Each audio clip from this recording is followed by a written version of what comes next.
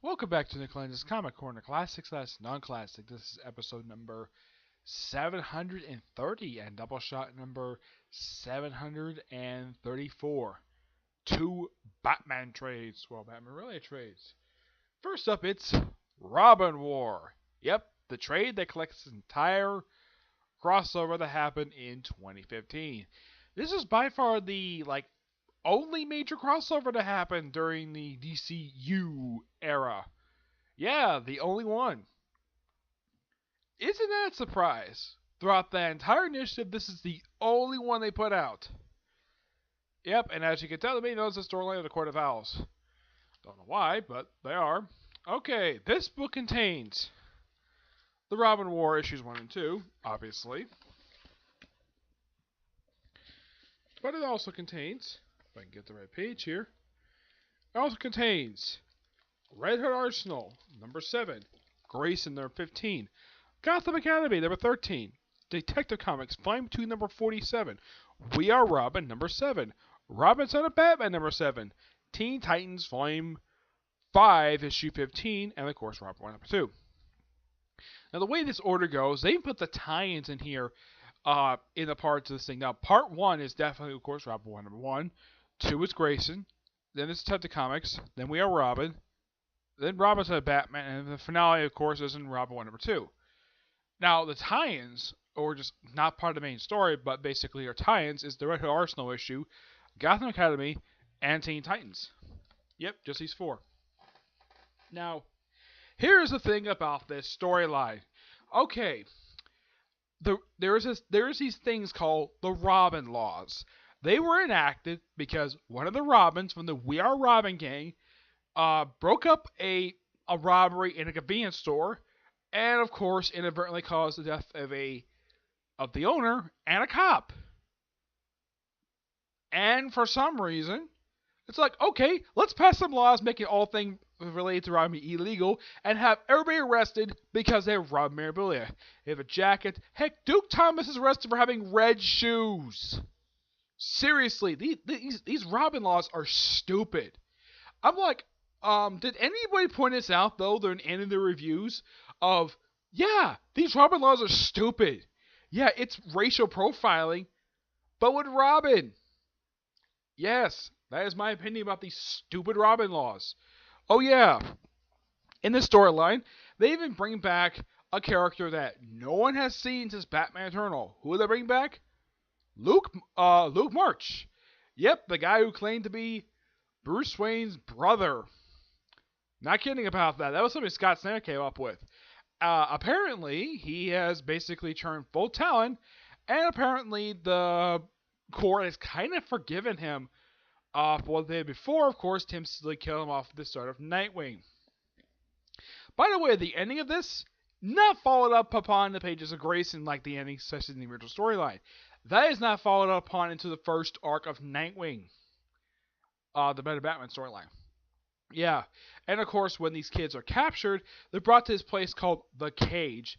And even Jim Gordon points this out, though. Do these kids go through due process? Do they get a lawyer? Nope. Pretty much. And I'm surprised no one pointed this out, though. The Robin laws are basically violating constitutional rights. And yet, they're enforced this whole storyline. Oh, and by the way, by the time it ends, yeah, the Robin laws are repealed, and apparently the councilwoman who basically introduced these is written off, and she was basically arrested and roof from office. Do the police bother to go after the Court of Owls? Nope, they never do. Because they don't believe the Court of Owls exists, despite the fact that Batman has proved that due to the existence of frickin' talents attacking public officials during the Night of Owls storyline. Do people Gotham City are that much of are people? Do the writers of the Bat books write the citizens of Gotham be so stupid to forget the events of Night of Owls? Do they forget that several public officials, including judges, were killed? The fact that the mayor of Gotham, heck, even Jim Gordon himself was targeted by the Talons. Do they forget? Apparently. Yeah. By the way, the Real Robin gang. Yeah, I should point out the series. I've not reviewed the series yet before. Let me bring this up right now. The whole concept of Wheel Wargame is interesting, but here's the thing. I've read all 12 issues of We Are Robin. The group itself, aside from Duke Thomas, are barely developed over the course of the 12 issue series. Well, in the course they did kind of set up the story in We Are Robin. Is it set up in the pages of the other books? Well, it's kind of partially set up in Teen Titans, but is it set up in any other book? Nope, not set up in any other book at all. Heck, not even the Batman book gets involved with this.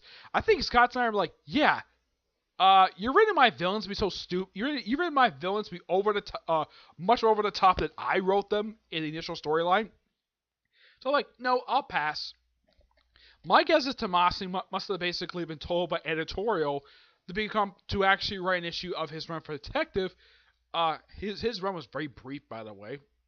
If you wonder how long his run was 8 issues. No joke, it was 8 issues. It started issue 45, actually ended with issue 52. Yeah, an 8-issue run. Yeah, it was one of the shortest runs I have ever seen.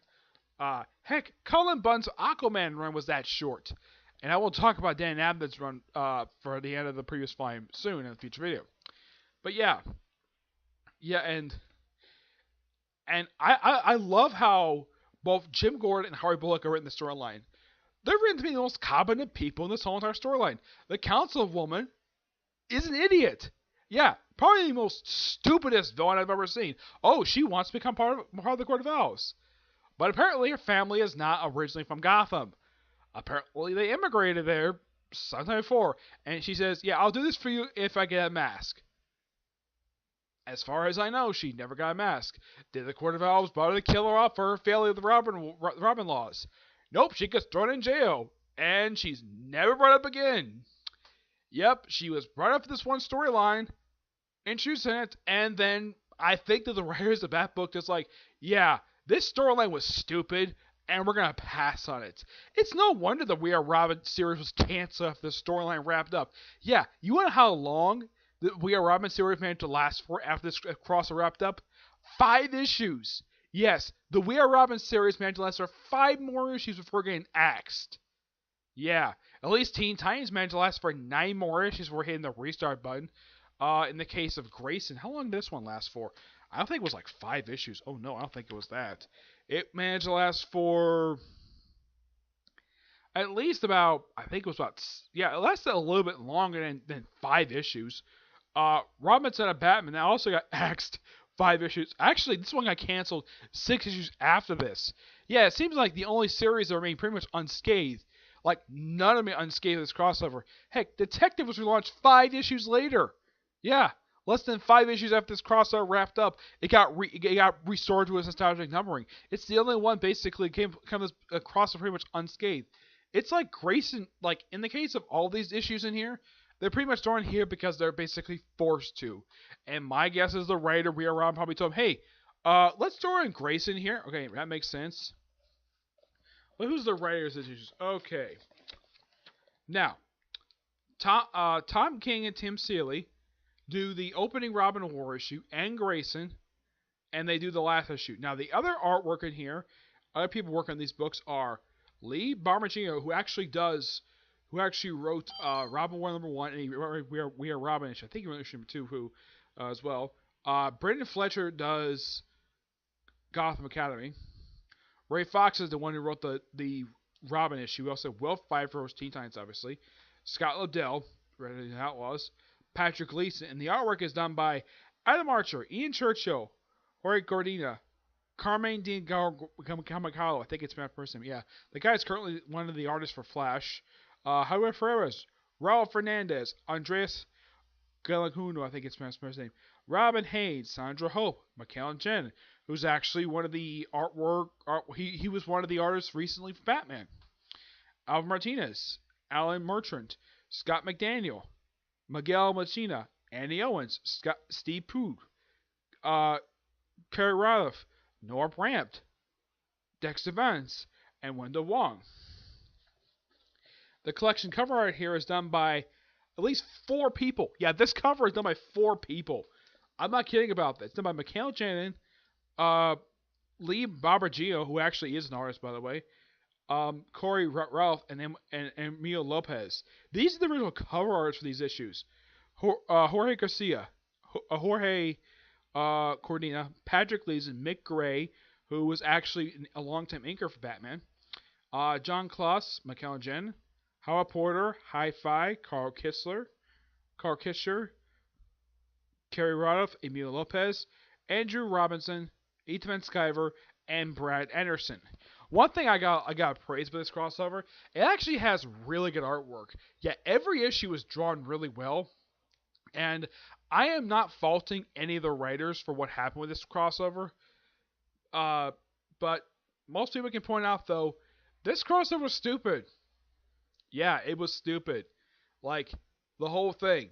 Like, it's quite obvious by the cover of this trade that the Court of Owls were responsible for this whole entire thing. You know, this kind of reminds me of another trade DC did where they kind of spoiled who the main villain is right away on the cover. My friend Tivy had probably seen this cover already. It's a cover to Legion of Superheroes, The Great Darkness. That's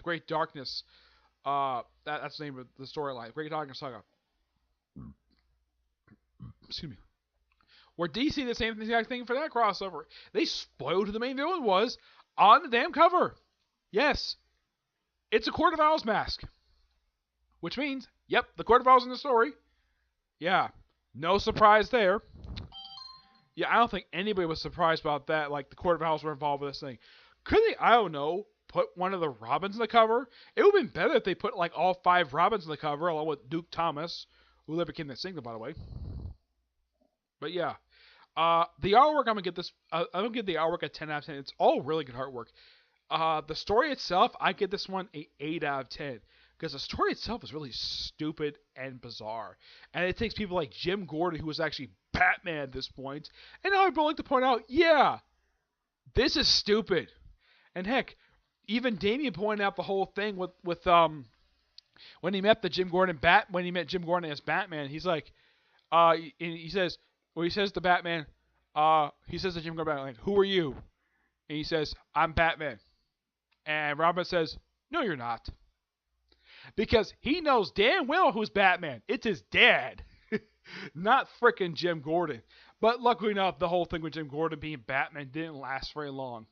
No, it didn't, surprisingly. It only lasted about a good year before DC put the costume back on Bruce Wayne. Yeah, though I still have this theory, and I'm sticking to it. I think DC was getting scared that the sales for Batman Detective were slipping further than they were. They thought this was going to be a big hit with Jim Gordon and Batman for a period of time. That apparently they were getting afraid because the sales were not doing very good. In fact, the whole DCU initiative was pretty much one of the biggest blunders DC's done since New 52 even happened. At least this one was a little more well handled. Yeah, I think the sales for this one were not as good as they were back in 2011. That's probably what they were basically getting scared of. So they probably like, okay, let's get rid of this and do DC Rebirth the following year. And of course, Danny Dio himself has admitted that the whole DCU thing was basically a failure. Yeah, he declared it a failure basically at WonderCon a couple years ago when they announced DC Rebirth. Okay, moving on from the Robin War. Let's move on to something actually really good. Batman Broken City. What's contained is, I think it's like 626, I think it is, right? Yeah, it's 620 to 625. Yeah. By the way, this storyline comes right after the critically acclaimed Hush storyline. Not joking about that, because that was the preceding storyline. Brian Azzarello, damn good writer he is. He actually wrote the storyline to be very interesting. The whole thing in Broken City is like, okay, it's a little bit of a mini epic per se. It's just basically Batman fighting his various rogues. But yes, the Joker does show up in here along with a few other villains. Yep. He's doing some investigating. Gotta love the artwork by Eduardo Russo. By the way, yeah, I'm surprised though that, yeah, they brought in the creative team of 100 bullets to do this arc. Because look at this artwork; it's fantastic. I love it. Yeah, just Batman beating up bad guys, investigating stuff. Yeah, it's a fun, little loosely connected set of stories. Also with prostitutes, stuff like that. Yeah, but Batman himself is not the only person up in this story. Oh no. They have a few familiar faces. Let's see if I can find them here. Well, we have Killer Croc obviously show up in the book because, well, it's a Bat book. Why not have Killer Croc show up? Let's see if I can find who else. Also, this is Batman's costume during this period of time. Yeah, that was his costume in the 2000s. It's actually a really dang good costume. His costume he wore after No Man's Land was a variant on his Year 1 costume. Of course, there are flashbacks of Death of the Waynes because, well, there's a crime very similar to it in present, which is a little weird. We also see appearance by the Penguin. Yep, the Penguin. Which is not very surprising because the guy runs his own freaking casino, so he did frequently appear in both Batman and Detective. I mean, not as heavy as he did from the period of 2011 to 2014. That was like way over the top. We appeared everywhere. He made more appearances than freaking Lex Luthor ever did. Yeah, I'm not kidding. That's completely true. We also have Ventriloquist and Scarface. Yeah, two very underrated villains. Yeah, if you're only familiar with them from the TV show, they are a lot more darker than... If you're familiar with only the Batman animated series and the Batman, they are a lot more darker in the comics. Oh, and plus also, the original guy who was Ventriloquist, Arnold Westmore, I think his name is, he gets killed. Yeah, he gets killed in the storyline face to face. Yeah, he dies. Scarface, meanwhile, still lingers around. And they replaced Ventriloquist with a woman. A smoking hot one, mind you. Yep, and she was pretty much the Ventriloquist up until Flashpoint. And of course, they kept the whole thing of, well, a female being the Ventriloquist with Gail Simone's version that was introduced in the Batgirl run. And not a very lovely woman. Okay, I'm not going to insult her appearance, but yeah. And of course, there was this weird thing that happened in Secret 6, where apparently she had a one-night stand with Catman. Panel. Yeah, it was one of the most weirdest things Gail Simone did. Yeah, it was an odd book, but it was fun. Too bad the book got canceled, despite being really damn good. Yep, let's see. I'm trying to see here. I don't think there's anybody else to pop up in here. Aside from Ventriloquist, Scarface, and the Penguin. Oh yeah! If you want to know how the artist from the 100 Bullets draws the Joker, guys are possible here, this is how he draws the Joker. I gotta admit, this is actually a really good depiction of the Joker. I mean, a lot of people will also like the Tim Sale version of how Tim Sale draws Joker. Greg Capullo draws a fantastic Joker. But no one can deny, what's the guy's name? Eduardo Russo. Fantastic depiction of the Joker.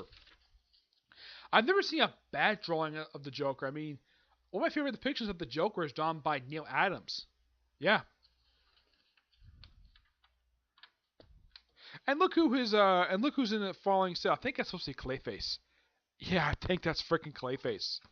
Yeah. I gotta admit, this is one fun little story. I like the whole crime aspect of things because Brian Azzarello is actually really good at crime stuff. But yeah, really good storyline. I give this book roughly a 9.5 out of 10. High praise for the writing because Brian Azzarello himself does a fantastic job with this storyline. And high praise to the artwork. And it's weird, though, that his run didn't last very long. No. Brian Azzarello's run for Batman was really short. I'm like, wow, this is a really short run. Let me look him up on here. Where are you, Azzarello? There you are. Yeah, that's why I think this is the start of his run for Batman. Not a run. No. Okay, here we go. Let's see if I can find it here. Oh yeah, it was just his one star arc, and that was it. Yep. Excuse me. I'm like, that was weird.